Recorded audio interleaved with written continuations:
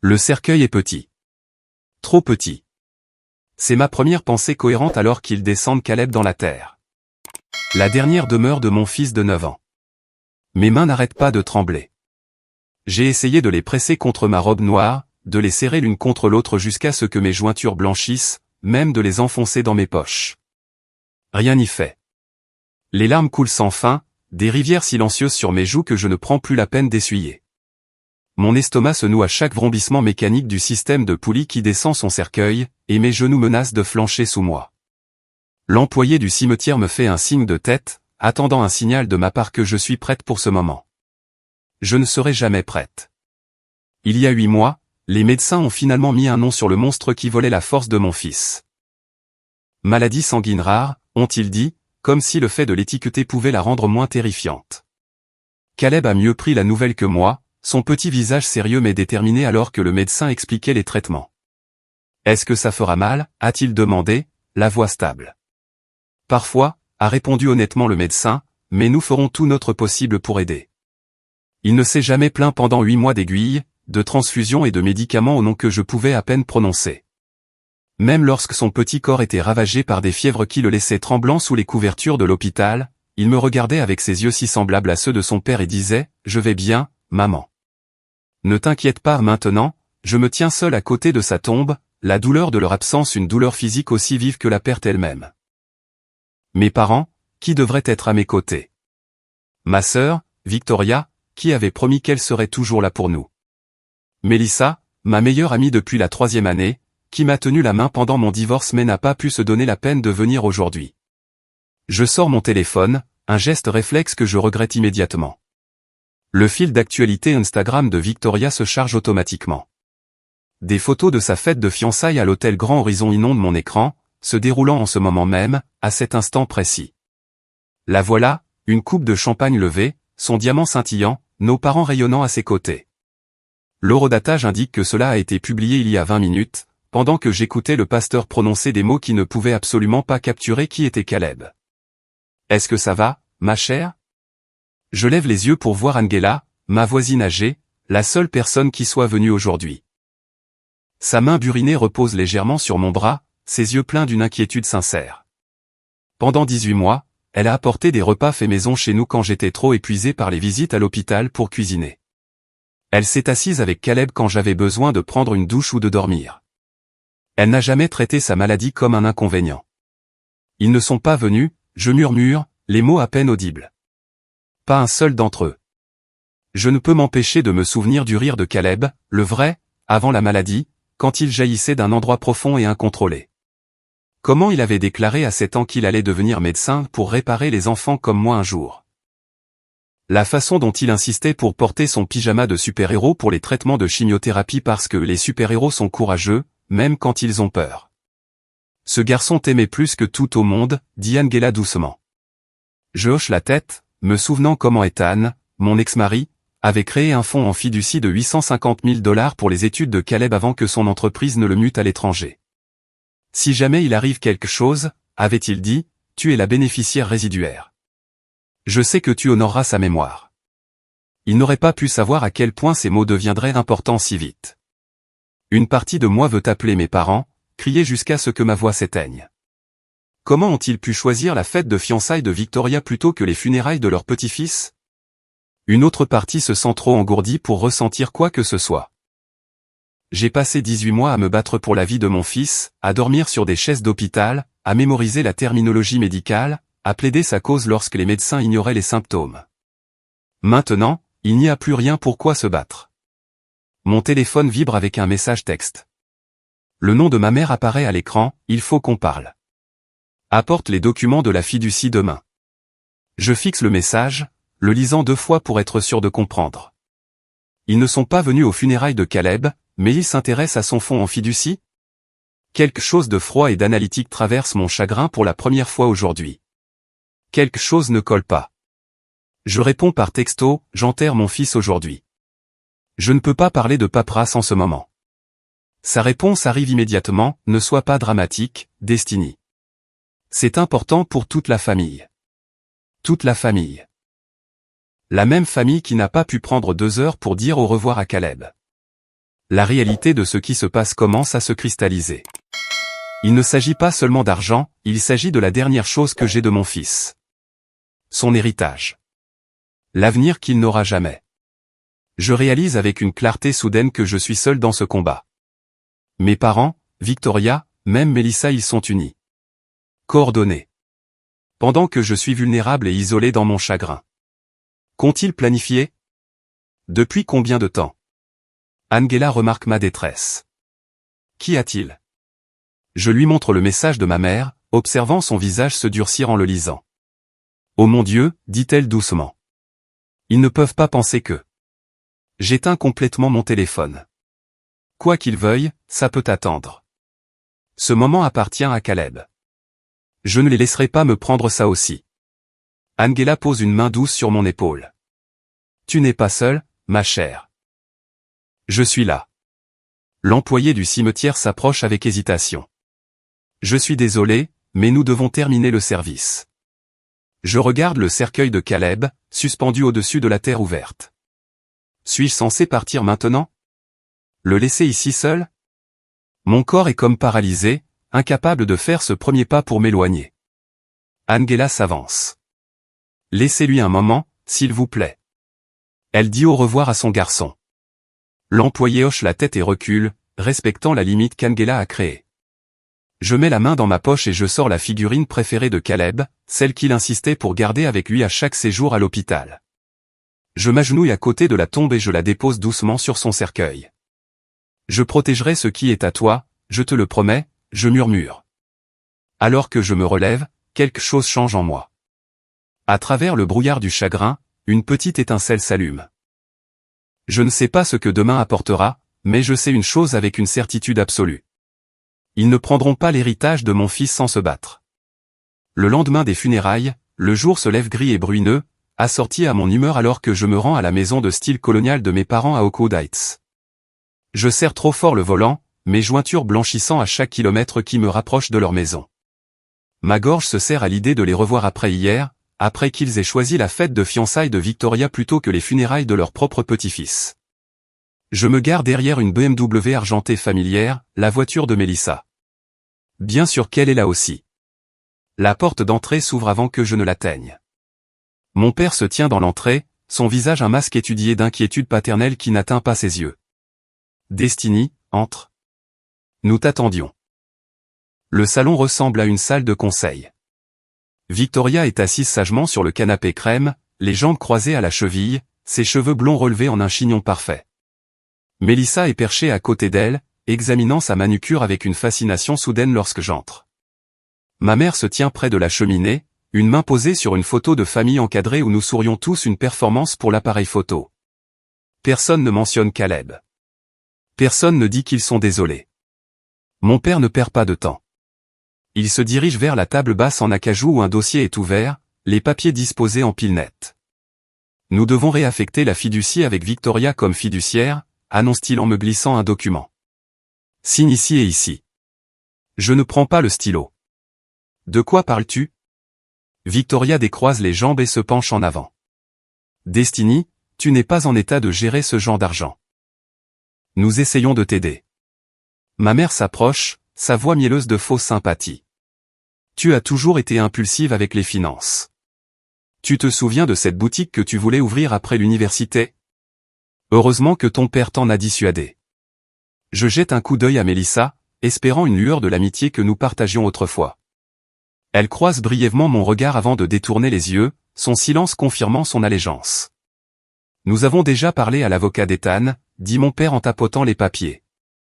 Compte tenu de ton état mental, il est d'accord pour dire que c'est la voie la plus prudente. Les mots frappent comme des coups physiques. Je prends un des documents, reconnaissant le jargon juridique sur les évaluations de compétences mentales. Une autre page attire mon attention, des recherches sur le droit des fiducies datant de 14 mois, lorsque Caleb a été hospitalisé pour la première fois. Vous avez planifié ça depuis que Caleb est tombé malade, je murmure, la prise de conscience me brûlant de l'intérieur.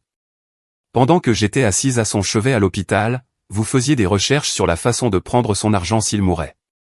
Victoria soupire de façon dramatique. Tu exagères encore.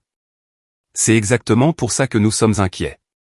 Mon père sort un autre document, le faisant glisser sur la table. Si tu refuses de signer, nous sommes prêts à demander la tutelle. Le tribunal comprendra que le chagrin a compromis ton jugement. Toute l'étendue de leur trahison se cristallise. Ils ont ignoré la maladie de Caleb pendant 8 mois, me traitant de surprotectrice lorsque j'insistais sur le fait que quelque chose n'allait vraiment pas. Maintenant je comprends pourquoi. Ils se positionnaient depuis le début, attendant que le pire arrive. Mon monde bascule, la réalité se reconstruisant autour de cette terrible vérité. Souvenir après souvenir se réaligne dans cette nouvelle lumière. Ma mère, il y a 10 mois, c'est probablement juste de l'anémie, Destiny. Tu fais toujours des montagnes d'une taupinière.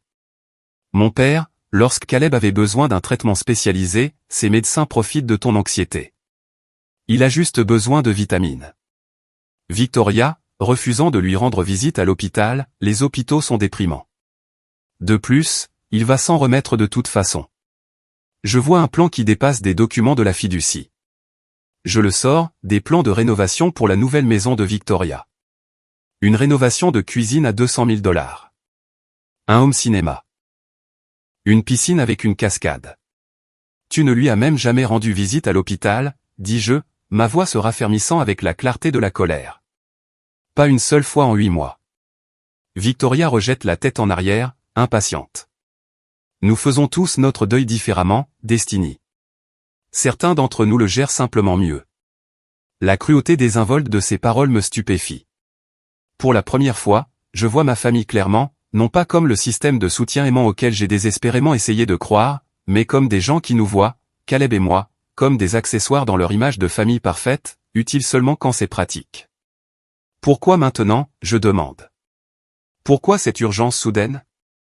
Victoria échange un regard avec mes parents. Quelque chose passe entre eux, une communication silencieuse qui m'exclut, comme toujours. Très bien.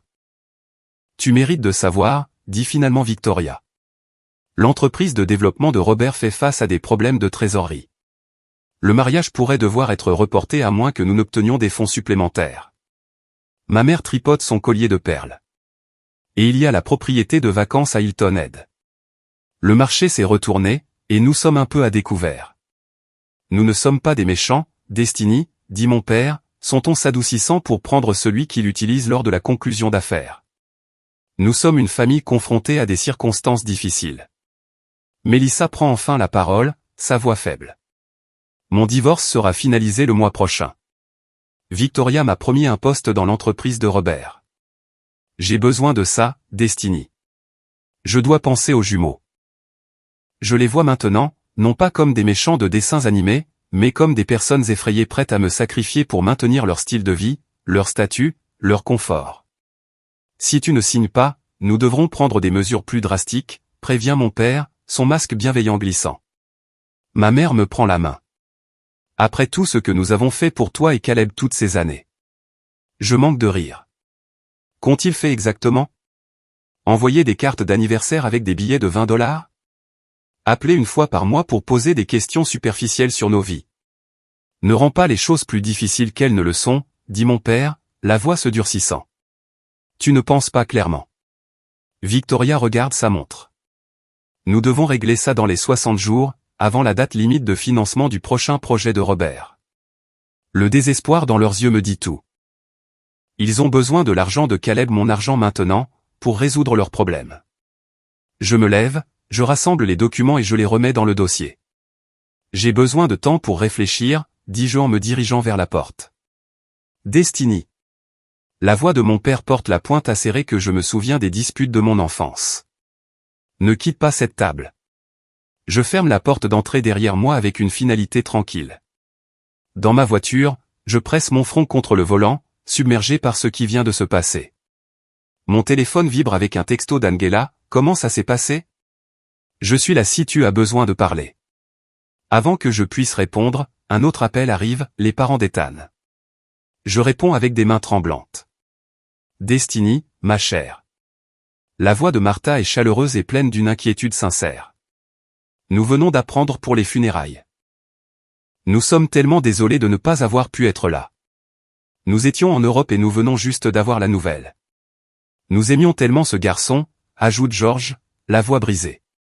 Leur chagrin semble réel, leur inquiétude authentique, contrairement à la performance calculée dont je viens d'être témoin de la part de ma famille. En raccrochant, je me souviens de quelque chose qu'Ethan a mentionné en créant la fiducie de Caleb. Si jamais tu as des questions, contacte Richard Donovan.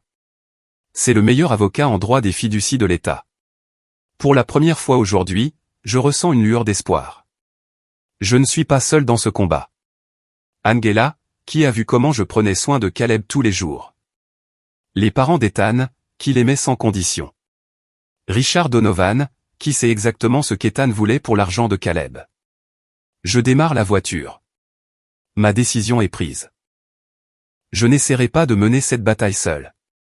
Je prends mon téléphone et je trouve le numéro de Richard Donovan dans mes contacts. Cabinet de Monsieur Donovan, répond une réceptionniste. Je dois lui parler immédiatement, dis-je, me surprenant par la fermeté de ma voix. C'est à propos de la fiducie de Caleb Walker. Ce même jour, le cabinet d'avocats de Richard Donovan brillait de bois poli et de livres reliés en cuir. Je serre mon dossier de documents si fort que mes jointures blanchissent. Après 2 nuits blanches à faire des recherches en ligne sur le droit des fiducies, je ne suis toujours pas sûr de comprendre quels sont mes droits ni comment ma famille pourrait tenter de me prendre l'héritage de Caleb. Richard se lève de derrière son bureau en acajou lorsque son assistante me fait entrer. Il est plus âgé que ce à quoi je m'attendais, avec des cheveux argentés et des lunettes de lecture perchées sur son nez.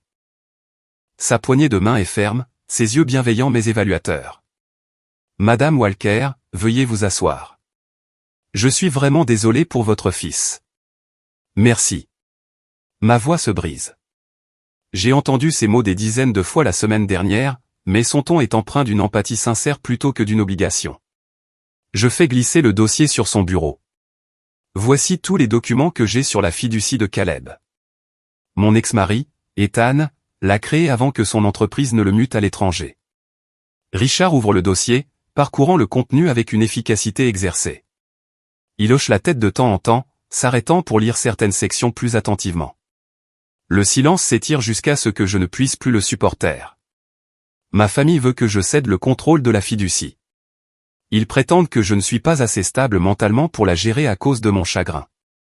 Les mots ont un goût amer sur ma langue. Ils ne sont même pas venus aux funérailles de Caleb. Richard lève brusquement les yeux. Ils n'ont pas assisté aux funérailles? Non. Ma sœur, Victoria, avait sa fête de fiançailles le même jour. Mes parents et mon ancienne meilleure amie, Melissa, ont choisi d'y aller à la place. Il enlève ses lunettes, se pinçant l'arête du nez. Je me souviens quand Ethan a créé cette fiducie. Il était très précis sur ses intentions. Richard ouvre le tiroir de son bureau et en sort un dossier manie avec le nom d'Ethan sur l'onglet. Mon souffle se coupe. Je ne m'attendais pas à ce qu'il ait des dossiers séparés. Ethan était exceptionnellement minutieux, explique Richard, en extrayant un document notarié. Voici sa déclaration d'intention pour la fiducie. Il me tend le papier, et je lis l'écriture familière d'Ethan. Cette fiducie vise à assurer l'avenir de Caleb et, si le pire arrive, à subvenir aux besoins de Destiny, qui a tout sacrifié pour prendre soin de lui. Les larmes brouillent ma vision.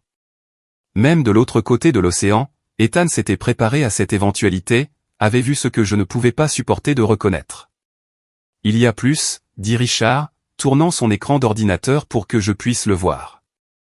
Ce sont les relevés téléphoniques de notre cabinet au cours de la dernière année. Le tableur montre plusieurs appels provenant de numéros que je reconnais immédiatement, la ligne fixe de mes parents et le téléphone portable de Victoria. Ils vous ont contacté? À propos de la fiducie de Caleb? Ma voix s'aiguise. Pas moi spécifiquement.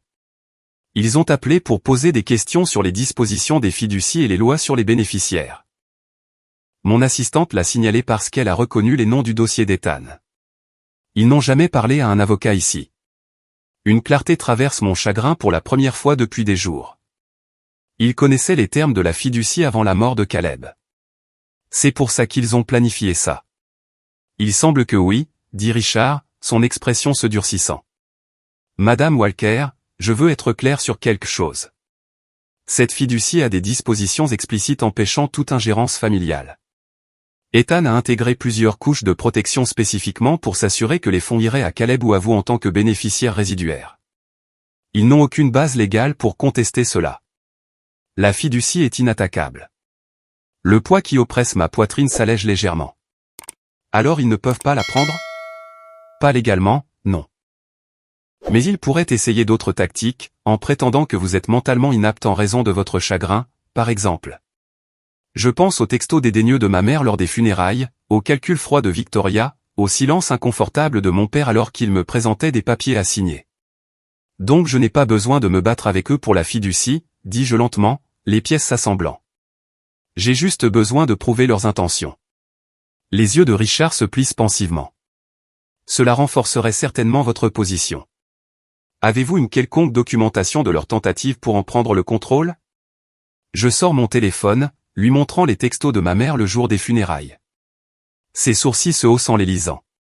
C'est extrêmement utile, dit-il. Maintenant, je suggère que nous organisions une réunion avec votre famille, à vos conditions, dans un lieu public.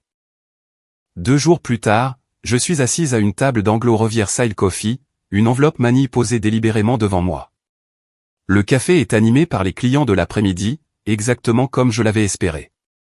Les conseils de Richard résonnent dans mon esprit, les lieux publics découragent les scènes. Contrôlez le récit dès le début. Angela attend dans sa voiture de l'autre côté de la rue, prête si j'ai besoin de renfort. Richard est en attente d'un appel. Pour la première fois depuis le diagnostic de Caleb, je ne me sens pas complètement seul. Ma famille arrive ensemble, Victoria menant la procession avec des lunettes de soleil de créateur, mes parents la suivant comme des serviteurs. Mélissa traîne derrière, évitant mon regard. Il s'assoit autour de la table sans commander de boisson, s'attendant clairement à ce que ce soit bref. Victoria attrape immédiatement l'enveloppe manille. « Alors, tu as signé les papiers? Je savais que tu serais raisonnable. » Je pose fermement ma main sur l'enveloppe.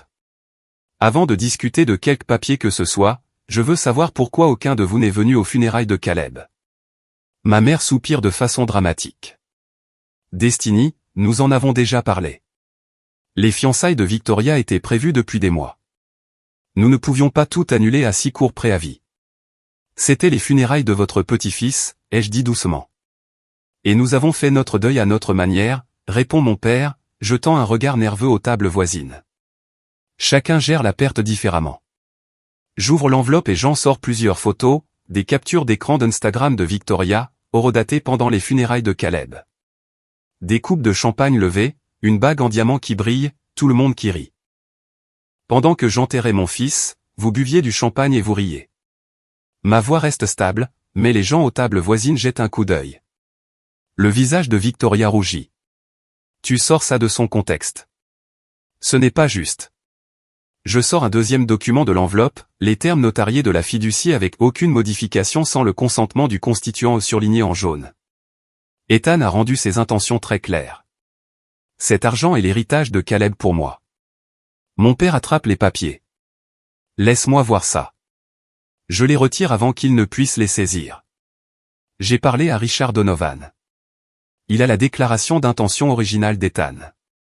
La fiducie ne peut être modifiée, transférée ou accessible par personne d'autre que moi. L'expression soigneusement composée de Victoria se fissure. Tu ne mérites pas cet argent. Tu ne feras que le gaspiller. Sa voix porte. Plusieurs clients se retournent pour regarder. Baisse la voix, siffle ma mère. Pourquoi, je demande, en regardant directement Victoria. As-tu peur que les gens entendent comment tu as essayé de profiter de ta sœur en deuil? Comment tu n'as pas pu te donner la peine d'assister aux funérailles de ton neveu mais que tu veux son fonds d'études? Victoria se lève brusquement. C'est ridicule. Nous essayons de t'aider. Je n'ai pas besoin de votre genre d'aide, dis-je, en remettant les papiers dans l'enveloppe. Je ne signe rien. Jamais. Mon père se penche en avant, la voix basse et menaçante. Tu fais une erreur, Destiny. Nous pouvons te rendre les choses très difficiles. Vous l'avez déjà fait, je réponds en me levant. Pendant toute ma vie. Mais plus maintenant. Je sors, sentant leur regard me brûler le dos. Dehors, Angela attend dans sa voiture, la fenêtre baissée. Quand je me glisse sur le siège passager, elle me fait un sourire fier. Tu leur as tenu tête. Bravo. Mon téléphone sonne. Richard qui appelle pour avoir des nouvelles. Comment ça s'est passé, demande-t-il lorsque je réponds. devons-nous nous préparer à une action en justice immédiate? Je décris la confrontation pendant qu'Angela nous éloigne du café. Richard écoute attentivement, puis confirme que nous sommes en position de force sur le plan juridique. Ils essaieront probablement autre chose, prévient-il, mais vous avez établi des limites, ce qui est crucial. Après avoir raccroché, un autre appel arrive, les parents d'Ethan. Ils proposent de venir d'Arizona pour témoigner des intentions d'Ethan si nécessaire. Nous avons toujours su que les soins de Caleb étaient votre priorité, dit la mère d'Ethan. Nous vous soutiendrons de toutes les manières possibles. Un texto suit de Mark, mon ancien collègue qui a rendu visite à Caleb régulièrement pendant ses séjours à l'hôpital.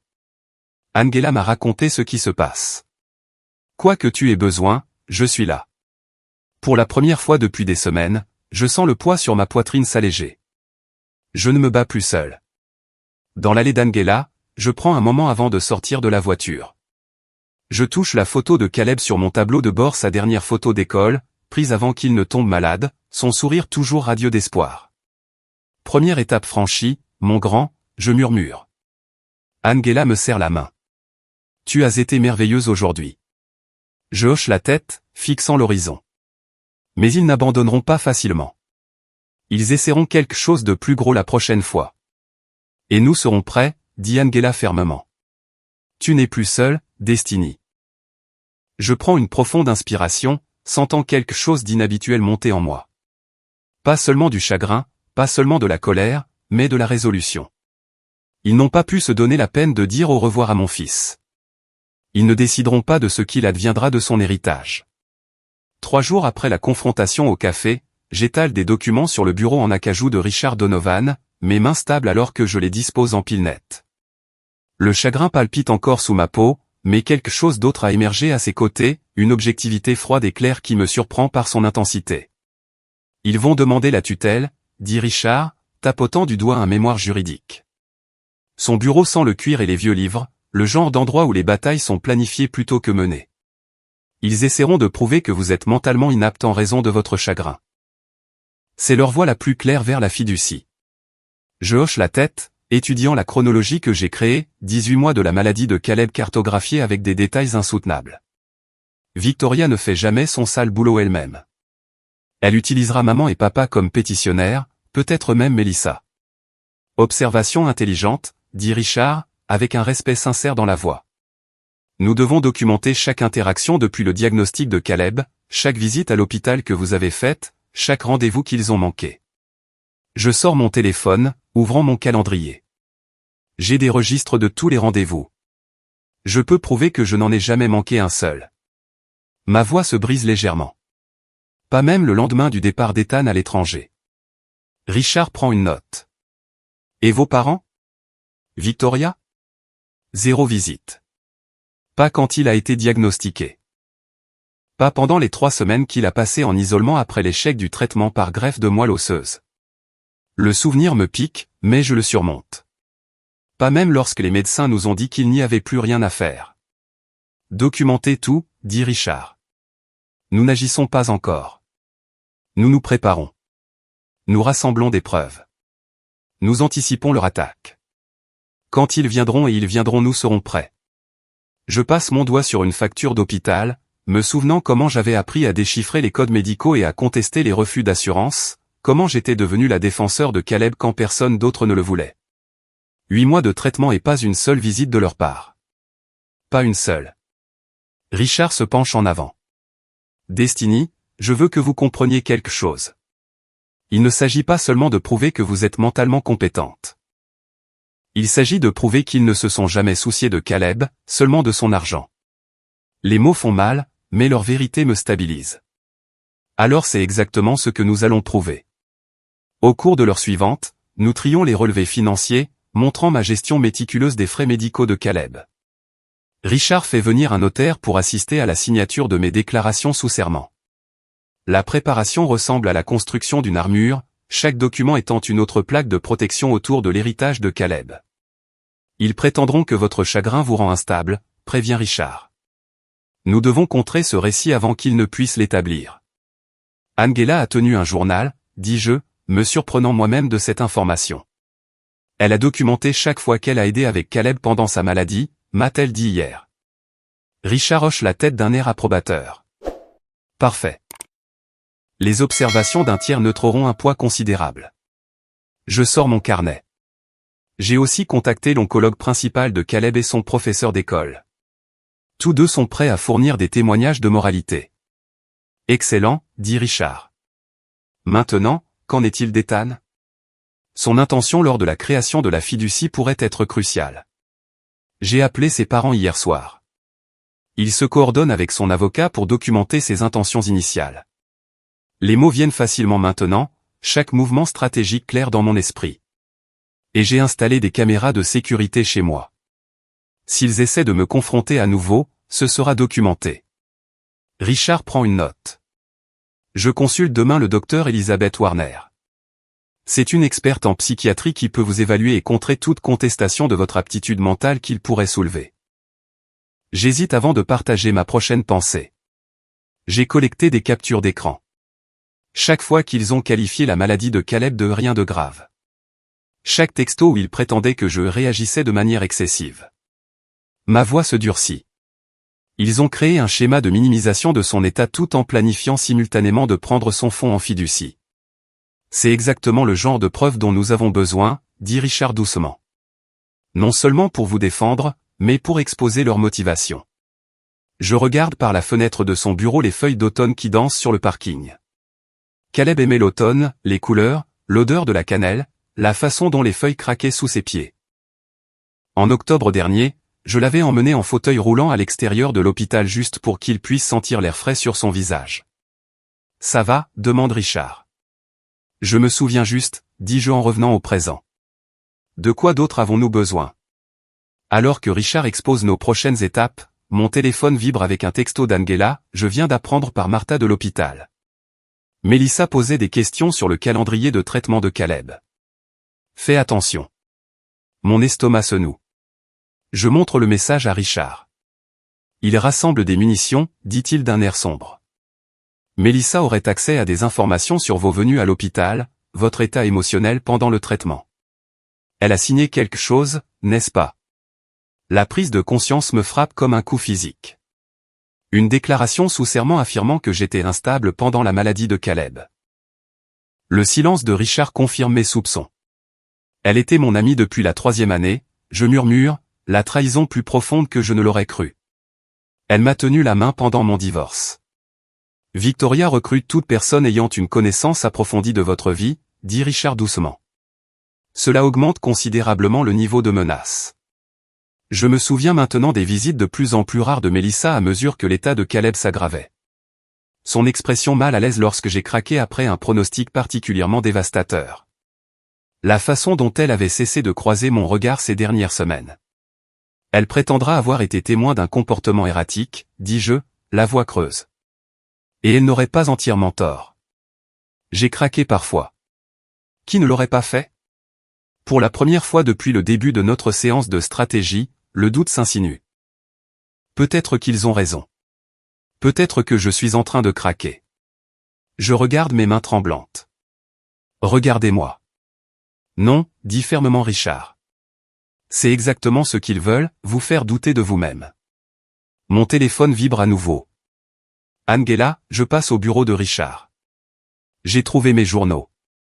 Tu dois les voir. 30 minutes plus tard, Angela entre, portant une pile de carnets. Ses cheveux argentés sont soigneusement épinglés, ses yeux féroces d'énergie protectrice. Mélissa peut dire ce qu'elle veut, annonce Angela en posant les journaux sur le bureau de Richard. Mais j'ai tout documenté. Chaque jour que tu as passé à cet hôpital. Chaque nuit que tu as passé à veiller sur Caleb quand il ne pouvait pas dormir. Chaque repas que j'ai apporté parce que tu ne voulais pas le quitter. Elle me prend les mains. Ne les laisse pas te faire douter de toi, Destiny. C'est exactement ce qu'ils veulent. La chaleur de ses mains stabilise les miennes. Je regarde d'Angela à Richard, puis à la montagne de preuves que nous avons accumulées. L'héritage de mon fils, protégé par la vérité, fait documenter après fait documenter. Vous avez raison, dis-je en redressant les épaules. Je dois me préparer à une diffamation, pas seulement à des contestations juridiques. En organisant les journaux d'Angela dans notre pile de preuves, je réalise que nous construisons plus qu'une défense juridique. Nous créons un monument à la vérité de qui a vraiment soutenu Caleb quand c'était important et qui ne l'a pas fait. Plus tard dans la soirée, après le départ d'Angela, mes mains tremblaient en collant la dernière photo sur le tableau des preuves dans le bureau de Richard. Elle montre mes parents à la fête de fiançailles de Victoria, les coupes de champagne levées pour célébrer, exactement 42 minutes après que le cercueil de Caleb ait été descendu dans la terre. C'est la dernière pièce, dit Richard, reculant pour contempler notre travail. Le mur de la salle de conférence s'est transformé en une chronologie complète de la trahison, des dossiers médicaux montrant chaque rendez-vous auquel j'ai assisté, des relevés financiers prouvant une gestion responsable des frais médicaux de Caleb, des témoignages du personnel hospitalier, des voisins et des enseignants de Caleb. Une absence documentée de 18 mois de ma famille pendant la maladie de Caleb. Est-ce que ce sera suffisant, je demande, en redressant un document qui détaille l'accès non autorisé de Victoria aux dossiers médicaux de Caleb. Richard ajuste ses lunettes, son expression sérieuse mais confiante. Ils vont demander la tutelle d'urgence, en prétendant que vous êtes mentalement inapte. Mais nous avons anticipé tous les arguments qu'ils pourraient avancer. Ils tapotent la déclaration notariée des parents d'Ethan. Rien que ça rend leur position juridiquement précaire. Je passe mon doigt sur la chronologie que nous avons créée. 8 mois de visite à l'hôpital, d'innombrables nuits à dormir sur des chaises inconfortables à côté du lit de Caleb. Les traitements, les espoirs, les revers, tout est documenté avec un soin méticuleux. Je n'ai jamais pensé que j'aurais à prouver que j'étais une bonne mère, je murmure. Vous n'auriez pas dû, dit Richard, posant une main de soutien sur mon épaule, mais les gens qui veulent ce qui ne leur appartient pas créeront n'importe quel récit qui les sert. Comme par hasard, mon téléphone vibre avec un texto d'Angela. Je le lis à voix haute, 23 voisins ont signé la pétition de moralité. Une petite victoire, mais chacune renforce notre position. J'ai passé la semaine dernière à rassembler un arsenal de vérité contre l'attaque inévitable de ma famille. Des caméras de sécurité surveillent maintenant ma maison, enregistrant toute visite impromptue. J'ai documenté chaque texto, chaque message vocal, chaque publication sur les réseaux sociaux où Victoria remet subtilement en question mon état mental. Il me peigne comme instable, dis-je, en regardant la récente publication de Victoria sur Facebook demandant des prières pour les membres de la famille luttant contre des problèmes de santé mentale après une perte. La section des commentaires déborde de réponses sympathiques, aucune ne mentionnant qu'elle n'a pas assisté aux funérailles de son neveu. Richard hoche la tête d'un air sombre. Stratégie classique. Ils ne peuvent pas gagner sur le terrain juridique, alors ils essaient de gagner d'abord devant le tribunal de l'opinion publique. Le téléphone sur son bureau sonne. Richard répond, son expression s'assombrissant en écoutant. Je vois. Merci de nous avoir prévenus. Il raccroche et se tourne vers moi. C'était mon contact à l'hôpital mémorial.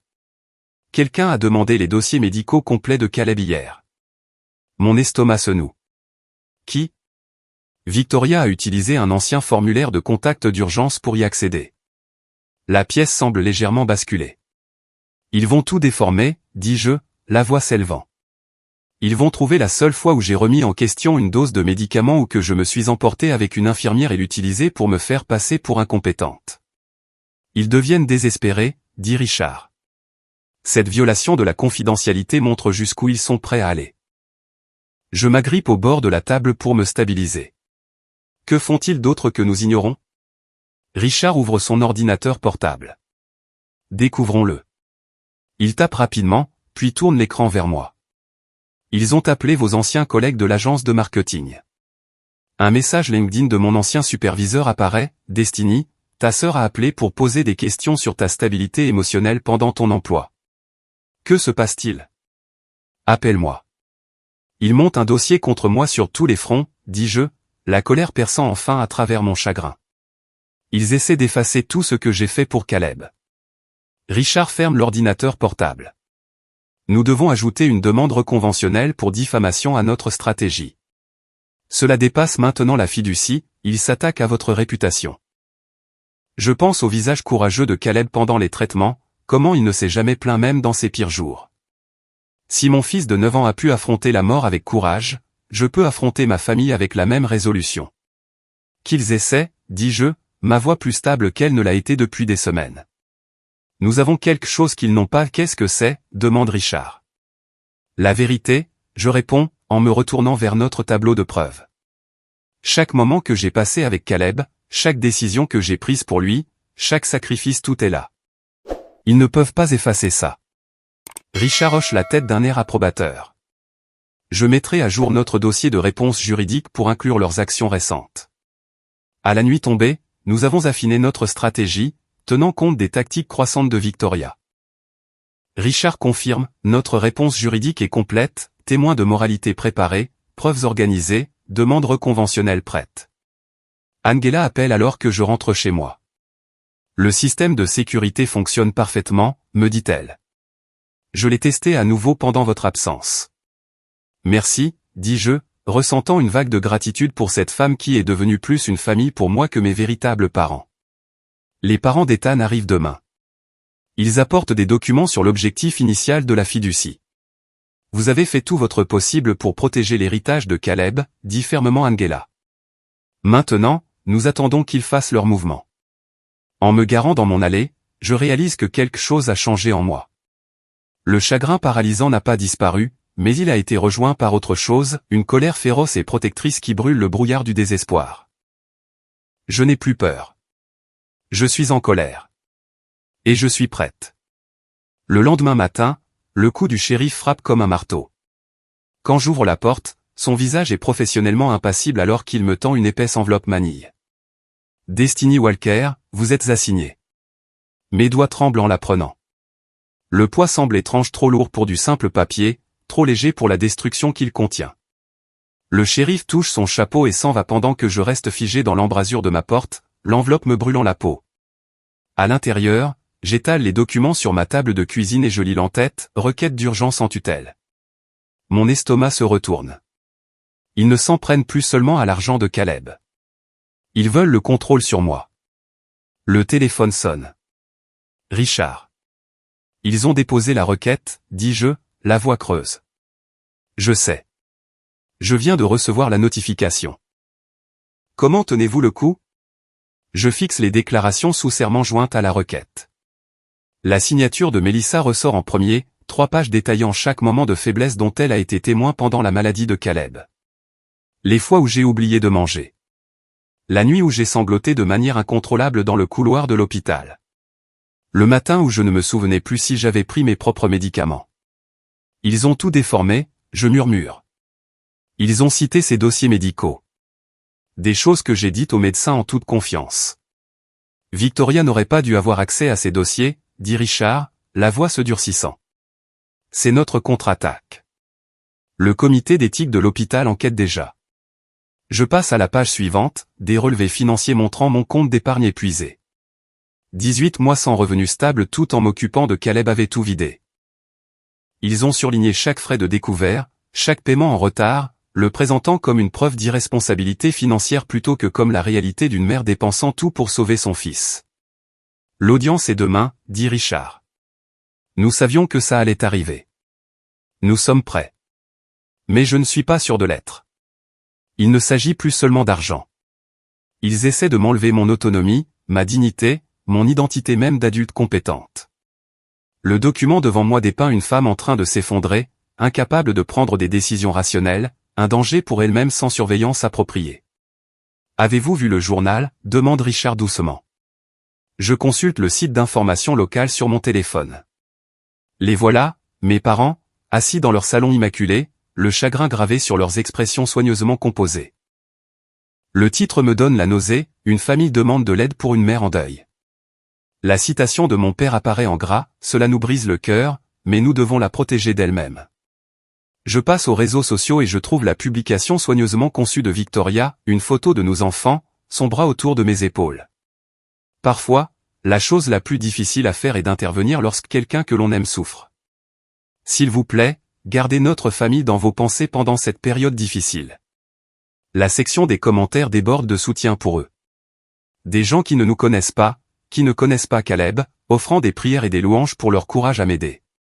Ils m'ont déjà jugé et condamné devant le tribunal de l'opinion publique, dis-je. Les tribunaux ne décident pas des affaires sur la base des j'aime d'Instagram, répond Richard. J'ai déposé notre contre-requête. Les parents d'Ethan sont arrivés ce matin, ils sont prêts à témoigner des intentions d'Ethan pour la fiducie. Le comité d'éthique de l'hôpital a publié une déclaration officielle sur l'accès non autorisé au dossier de Caleb. Je touche le médaillon en argent autour de mon cou, sentant la photo de Caleb à l'intérieur. Et si ça ne suffit pas? Ce sera suffisant, dit Richard avec une confiance tranquille. Angela a plus de 20 voisins qui viennent vous soutenir. Votre ancien superviseur a soumis une déclaration sur votre professionnalisme. Et le docteur Levine, le médecin principal de Caleb, a fourni une déclaration sous serment louant votre prise de décision médicale tout au long de son traitement. Mon téléphone vibre avec un texto d'Angela, nous sommes tous prêts pour demain.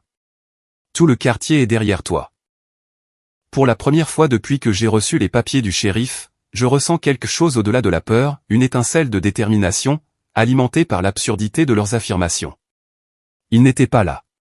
Aucun d'entre eux. Pas pour un seul traitement de chimiothérapie, pas pour une seule transfusion sanguine, pas pour une seule nuit où la fièvre de Caleb est montée à 40 et où j'ai cru que je pourrais le perdre là, dans l'unité d'oncologie pédiatrique. J'ai également soumis les images de sécurité, poursuit Richard, montrant Victoria et votre mère essayant d'entrer chez vous la semaine dernière lorsque vous me rencontriez. Je me souviens être rentré chez moi et d'avoir trouvé la notification de la caméra de la sonnette, d'avoir regardé l'enregistrement d'elle testant les poignées de porte, regardant par les fenêtres. Nous ripostons avec tout, dit Richard. La demande d'ordonnance restrictive a été incluse dans notre contre-requête. Je regarde les documents étalés sur ma table, leurs mensonges imprimés sur du papier à en-tête juridique, officialisés par des tampons de tribunal et des numéros de dossier. Demain, un juge lira ces mots et prendra des décisions sur ma vie en se basant sur eux. Reposez-vous, conseille Richard. La journée de demain sera intense. Mais le repos ne vient pas. Je révise mon témoignage pour la 4e fois lorsque l'alerte de la caméra de la sonnette clignote sur mon téléphone à 21h48. Victoria est sur mon porche, seule. J'envisage de l'ignorer, mais quelque chose me dit d'y faire face. J'active la fonction d'enregistrement sur mon téléphone avant d'ouvrir la porte, en gardant la chaîne de sécurité enclenchée. Que veux-tu, Victoria? Elle a l'air différente de la confrontation au café, plus douce en quelque sorte, son expression inquiète plutôt que conflictuelle. Si je ne la connaissais pas mieux, je pourrais croire qu'elle s'en soucie vraiment. Puis-je entrer? Juste pour parler, demande-t-elle, la voix douce. Non. Ses épaules s'affaissent légèrement. Destiny, s'il te plaît. Ça ne doit pas être si public. S'il est. C'est toi qui l'as rendu public en donnant cette interview. C'est toi qui l'as rendu laid en accédant aux dossiers médicaux privés de Caleb. Victoria jette un coup d'œil vers la caméra de sécurité, clairement consciente d'être enregistrée. Je t'offre une dernière chance d'éviter l'embarras public. Renonce à ton opposition à la requête de tutelle. Cède-moi le contrôle de la fiducie en tant qu'administratrice. Nous retirerons la requête, et personne n'aura jamais à connaître tes épisodes. Le mot reste en suspens entre nous comme un poison. Épisode? La nuit où tu as appelé Mélissa à 3h du matin, hystérique à propos de la respiration de Caleb. La fois où l'hôpital a failli appeler les services de protection de l'enfance parce que tu ne te souvenais plus quand il avait pris son dernier médicament. Sa voix reste sympathique, mais ses yeux sont froids. Nous détruirons complètement ta réputation. Tout le monde saura à quel point tu es instable. Un calme étrange s'installe en moi. Je pense que tu devrais partir maintenant, Victoria. Son masque tombe alors, juste un instant. Mais c'est suffisant. La rage traverse ses traits avant qu'elle ne se reprenne. Tu crois que tu mérites cet argent? Tu as toujours été le fardeau. L'enfant a problème. La déception. Elle se penche plus près de la porte. Nous t'avons porté toute ta vie. Maintenant, il est temps que tu fasses quelque chose pour cette famille. Je ferme la porte sans un autre mot, mes mains stables pour la première fois aujourd'hui. J'appelle immédiatement Richard, lui transférant l'enregistrement. Parfait, dit-il après avoir écouté. Son masque est enfin tombé. C'est exactement ce dont nous avions besoin. Il est plus de minuit lorsqu'Angela arrive avec un sac de nuit. J'ai pensé que tu aurais besoin de compagnie, dit-elle en posant un thermos de thé sur ma table de cuisine. Merci, je murmure, incertaine de pouvoir expliquer à quel point sa présence compte. Demain, nous leur montrerons ce qu'est la vraie force, dit-elle en me serrant la main. Mon téléphone s'allume avec un texto de Richard, tout est prêt. Ethan croyait en toi. Nous aussi. Je n'arrive pas à dormir, alors je m'assois dans la chambre de Caleb à la place, tenant son dinosaure en peluche préféré. Les étoiles phosphorescentes que nous avions collées à son plafond brillent encore faiblement. Je sors mon médaillon et l'ouvre pour voir son visage souriant. Demain, c'est pour toi, mon grand, je murmure à sa photo. Pour ton héritage. Pour la première fois depuis que le shérif a frappé à ma porte, je ressens quelque chose au-delà de la peur ou de la détermination. Je me sens prête.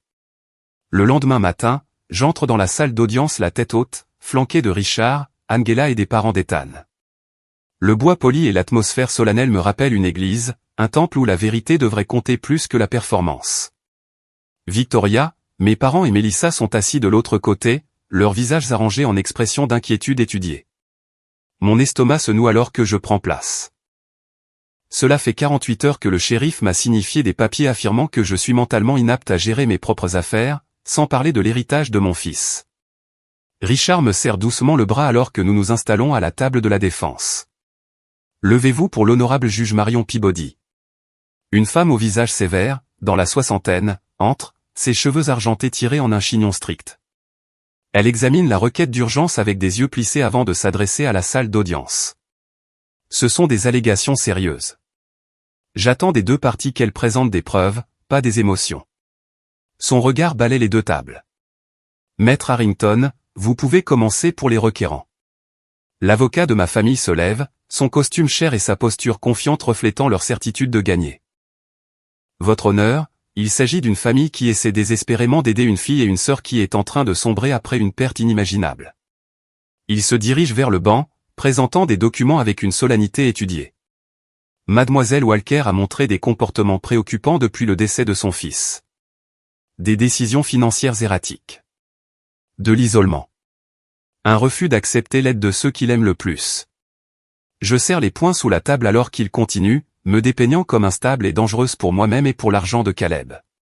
Quand Melissa prend la barre, ma poitrine se serre. Destinée à changer pendant la maladie de Caleb, témoigne-t-elle, évitant mon regard.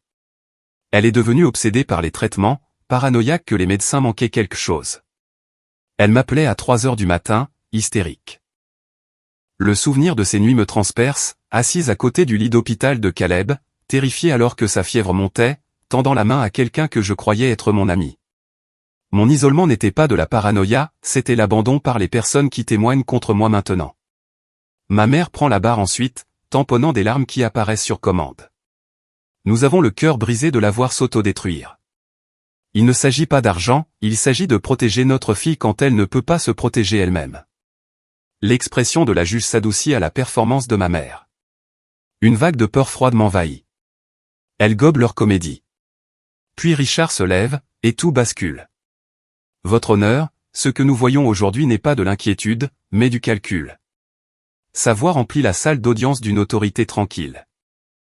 Mademoiselle Walker ne s'est pas autodétruite, elle a été systématiquement ciblée par des membres de sa famille qui l'ont abandonnée pendant la maladie de son fils mais qui sont soudainement apparus lorsqu'ils ont appris l'existence de son fonds en fiducie. Ils commencent à démanteler méthodiquement leurs dossiers, présentant les dossiers médicaux complets qui relatent chaque rendez-vous auquel j'ai assisté, chaque décision de traitement que j'ai recherchée et approuvée, chaque nuit que j'ai passée sur une chaise d'hôpital. Maintenant, j'aimerais appeler mademoiselle Catherine Winters, administratrice des dossiers hospitaliers. Une femme d'âge mûr aux yeux bienveillants prend la barre et confirme ce que Richard soupçonnait. Notre système montre que mademoiselle Victoria Walker a accédé aux dossiers médicaux complets de Caleb il y a 2 semaines, en utilisant un ancien formulaire de contact d'urgence. Cela constitue une grave violation de la vie privée. Victoria s'agite mal à l'aise sur son siège alors que des murmures parcourent la salle d'audience. Angela témoigne ensuite, sa voix stable portant des décennies de sagesse. J'ai vu Destiny s'occuper de ce garçon tous les jours. Quand il ne pouvait pas garder la nourriture, elle a cherché ce qui pourrait aider et est restée debout pour apprendre à préparer des repas qui ne le rendraient pas malade. Quand il avait peur des traitements, elle a créé des histoires de super-héros pour l'aider à comprendre ce qui se passait. Ses yeux rencontrent les miens. Je ne l'ai jamais vu flancher. Le père d'Ethan, Robert, prend la barre ensuite. Bien que nous n'ayons jamais été proches, son témoignage est clair et certain. Mon fils a créé cette fiducie avec des instructions explicites. Il m'a dit, « Papa, s'il arrive quelque chose à Caleb, Destiny reçoit tout. » Elle a sacrifié sa carrière, ses économies, tout pour lui donner les meilleurs soins possibles. Elle honorera sa mémoire mieux que personne. L'expression de la juge a changé, ses yeux plus vifs, plus concentrés sur ma famille maintenant. Votre honneur, dit Richard, j'aimerais présenter une autre pièce à conviction. Il diffuse l'enregistrement de sécurité de la nuit dernière, la visite impromptue de Victoria chez moi. Sa voix remplit la salle d'audience. Nous détruirons complètement ta réputation. Tout le monde saura à quel point tu es instable. Ma réponse calme suit. Je pense que tu devrais partir maintenant, Victoria. Les vraies couleurs de Victoria apparaissent dans ces mots suivants. Tu crois que tu mérites cet argent? Tu as toujours été le fardeau. Le visage de ma sœur rougit profondément. La main de ma mère vole à sa bouche. Mon père regarde droit devant lui, la mâchoire serrée. La juge suspend l'audience pour 15 minutes. À son retour, Victoria tente de parler, mais la juge Peabody la fait taire d'un geste sec. Maître Donovan, avez-vous d'autres preuves? Richard hoche la tête. Une dernière pièce à conviction, votre honneur. Il diffuse un enregistrement audio de notre rencontre au café. Les voix sont parfaitement claires. Ma mère, une fois la tutelle approuvée, nous pourrons régler la situation hypothécaire de Victoria. Victoria et les réparations de la maison de plage. L'entrepreneur a besoin de 50 000 $ d'ici le mois prochain. Mon père, une fois que nous aurons la tutelle, nous pourrons utiliser l'argent comme nous le voulons. Destiny n'aura rien à dire. La salle d'audience tombe dans le silence. L'avocat de ma famille remue des papiers sans but, clairement non préparé à cette révélation. La juge Peabody suspend à nouveau brièvement l'audience. À son retour, son expression s'est durcie comme du granit. J'ai examiné toutes les preuves et tous les témoignages dans cette affaire. Ce tribunal ne trouve aucune base que ce soit pour la requête de tutelle d'urgence. En fait, ce que je vois est profondément troublant, une tentative coordonnée d'exploiter une mère en deuil à des fins financières. Victoria commence à protester, mais la juge la coupe. Mademoiselle Victoria Walker, je vous suggère fortement de rester silencieuse. La juge continue, chaque mot frappant comme un coup de marteau. J'accorde une ordonnance restrictive immédiate interdisant à tous les requérants de contacter Destiny Walker. La fiducie sera immédiatement débloquée et sécurisée contre toute contestation future. Le sang-froid de Victoria finit par craquer. Son visage se tord alors qu'elle tente de maintenir sa dignité pendant que ses plans s'effondrent. Ma mère se met à pleurer de vraies larmes cette fois.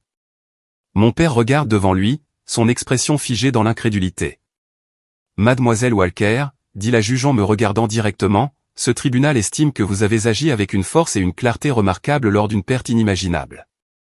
Votre fils serait fier de la façon dont vous avez protégé son héritage. Mes parents et Victoria se lèvent, tentant de s'approcher de moi, mais un huissier s'interpose entre nous, faisant respecter la nouvelle ordonnance restrictive. Richard se tourne vers moi, son attitude professionnelle s'adoucissant.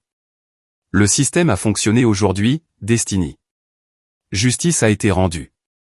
Les yeux d'Angela brillent de larmes. Caleb serait si fier de toi, ma chère. Les parents d'Ethan m'embrassent, sa mère murmurant, tu as honoré notre petit-fils et notre fils aujourd'hui. En quittant la salle d'audience, je touche la photo de Caleb dans mon médaillon. Le petit cadre en argent contient sa dernière photo d'école, souriant malgré la perte de ses cheveux à cause de la chimio, ses yeux brillants de la détermination qu'il a portée pendant 18 mois de combat. Des journalistes attendent dehors, les microphones tendus. Il y a un mois, j'aurais baissé la tête et me serais dépêché de passer. Aujourd'hui, je m'arrête. Madame Walker, que pensez-vous de la décision du tribunal? Je redresse les épaules, me sentant plus forte que je ne l'ai été depuis le jour où nous avons reçu le diagnostic de Caleb. Aujourd'hui, justice a été rendue pour mon fils. Alors que les flashs crépitent, je marche vers l'avenir que Caleb aurait voulu pour moi, un avenir où sa mémoire n'est pas seulement préservée, mais honorée par la force qu'il m'a aidé à découvrir. Le fonds en fiducie n'est pas seulement de l'argent, c'est son héritage, et j'ai prouvé que j'étais digne de le protéger. Le conseiller financier fait glisser un dossier sur son bureau en acajou. Ces options de placement créeraient un financement durable pour le programme de bourse tout en préservant le capital, explique-t-il. J'étudie les chiffres, n'étant plus intimidé par le jargon financier. La bourse de recherche en hématologie pédiatrique doit être entièrement financée, dis-je en tapotant la proposition. C'est non négociable. Le conseiller hoche la tête, prenant des notes. Et l'ordonnance restrictive? Elle reste en vigueur. Ils ne peuvent pas s'approcher à moins de 300 mètres. Ma voix ne tremble plus lorsque je mentionne ma famille. Étrange comme le mot « famille » est rapidement devenu un terme administratif plutôt qu'émotionnel. Le journal local a publié un article en première page hier, une mère obtient gain de cause dans une bataille pour une fiducie. J'ai reçu des dizaines d'appels et de messages de soutien. Même le fiancé de Victoria a appelé pour s'excuser avant d'annoncer que leur fiançailles était rompue.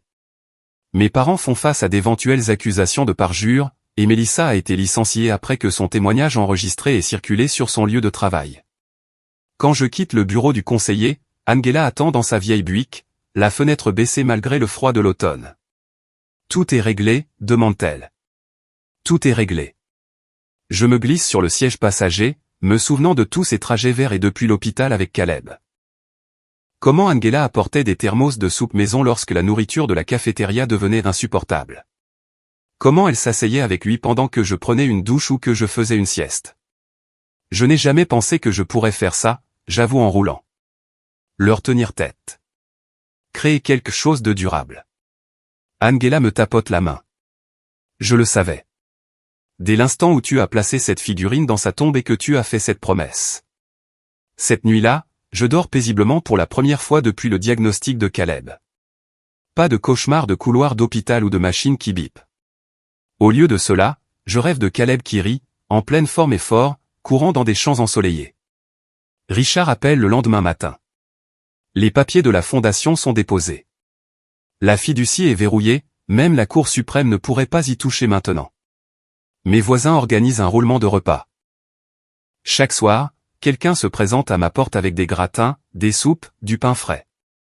De petites gentillesses qui m'auraient submergé de gratitude auparavant me semblent maintenant la confirmation de quelque chose que je commence lentement à comprendre. La famille n'est pas toujours une question de sang. Je sors une photo de Caleb, pas une photo d'hôpital, mais une d'avant, à la plage, son sourire large sous une casquette de baseball. Pour la première fois, je peux la regarder sans fondre en larmes. Je sais quoi faire de ton héritage maintenant, mon grand, je murmure. 6 mois plus tard, je me tiens dans l'unité des troubles sanguins pédiatriques où Caleb a passé tant d'heures. Les murs sont plus lumineux maintenant, peints de scènes sous-marines que Caleb aurait adoré. Une plaque à côté du poste des infirmières indique « Elle commémorative Caleb Walker ». Une jeune infirmière s'approche, tendant la main. Je suis Jennifer Abrams, la première boursière Caleb Walker. Je ne saurais trop vous remercier pour cette opportunité de me spécialiser en hématologie pédiatrique. Caleb aurait été ravi, dis-je, et je réalise que je souris en parlant de lui. Pas le sourire crispé et douloureux de quelqu'un qui retient ses larmes, mais une expression sincère de joie à son souvenir. Il voulait devenir médecin lui-même un jour. La fondation fait une si grande différence, dit Jennifer. 3 familles ont déjà reçu une aide au logement d'urgence.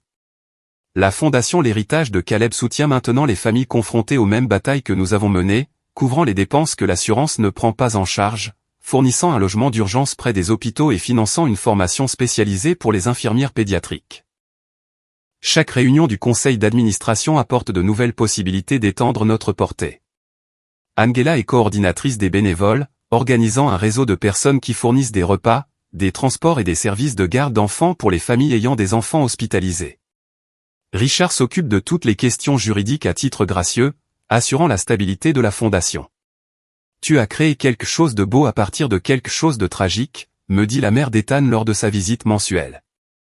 Elle et son mari sont devenus des grands-parents défenseurs, aidant d'autres grands-parents à naviguer dans le système médical lorsque leurs petits-enfants tombent malades. Je me retrouve à parler dans des groupes de soutien, à encadrer des parents novices dans le monde terrifiant des maladies chroniques infantiles. La première étape est de croire que vous pouvez le faire, leur dis-je. La seconde est de savoir que vous n'avez pas à le faire seul. Ma voix ne tremble plus lorsque je parle en public. Mes mains ne tremblent plus lorsque je signe des documents. La femme qui se tenait figée près de la tombe de son fils est devenue quelqu'un de complètement différent, quelqu'un de plus fort, quelqu'un dont Caleb serait fier. Un an jour pour jour après les funérailles de Caleb, je retourne au cimetière. Le chemin semble différent sous mes pieds, non plus une marche vers un chagrin insupportable mais une visite déterminée à un lieu de connexion. Je dépose des fleurs fraîches sur sa pierre tombale, traçant les lettres de son nom avec mon doigt. Le soleil du matin réchauffe le granit. Excusez-moi, appelle une voix. Une femme s'approche avec une petite fille d'environ 7 ans, lui tenant la main. Êtes-vous Destiny Walker? Je hoche la tête, me levant pour les saluer. Je suis Sarah Mitchell. Voici ma fille, Emma. Les yeux de la femme brillent de larmes non versées. Emma a été diagnostiquée avec la même maladie que votre fils l'année dernière. Le spécialiste financé par votre programme de bourse a trouvé un protocole de traitement qui a fonctionné alors que rien d'autre ne le faisait. L'héritage de votre fils a sauvé la vie de ma fille. Emma s'avance, timide mais déterminée. Merci de m'avoir aidé à guérir. Je m'agenouille à sa hauteur, voyant dans son visage l'avenir que Caleb n'a jamais eu. De rien, Emma. Me relevant, je partage l'histoire de Caleb, non pas avec douleur mais avec fierté. Me battre pour son héritage m'a transformé, j'explique. J'ai trouvé une force que je ne me connaissais pas. Sarah écoute attentivement. La fondation se développe? Oui. Nous finançons la recherche sur les maladies sanguines rares à partir du trimestre prochain. Angela rejoint officiellement le conseil d'administration, et Richard structure les subventions de recherche. Les parents d'Ethan dirigent le programme de défense des grands-parents. Quand elles partent, je mets la main dans ma poche et je sors la figurine préférée de Caleb, la même que j'avais placée dans sa tombe il y a 1 an. L'employé du cimetière me l'avait récupérée après le service, comprenant mon regret immédiat de m'en être séparé. Je la pose doucement contre sa pierre tombale. J'ai tenu ma promesse, Caleb. Ton héritage est en sécurité et grandit chaque jour.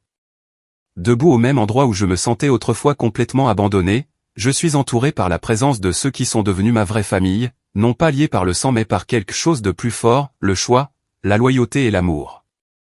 La famille qui compte n'est pas toujours celle dans laquelle on est, dis-je doucement à Caleb. C'est celle qui est à tes côtés quand tu en as le plus besoin.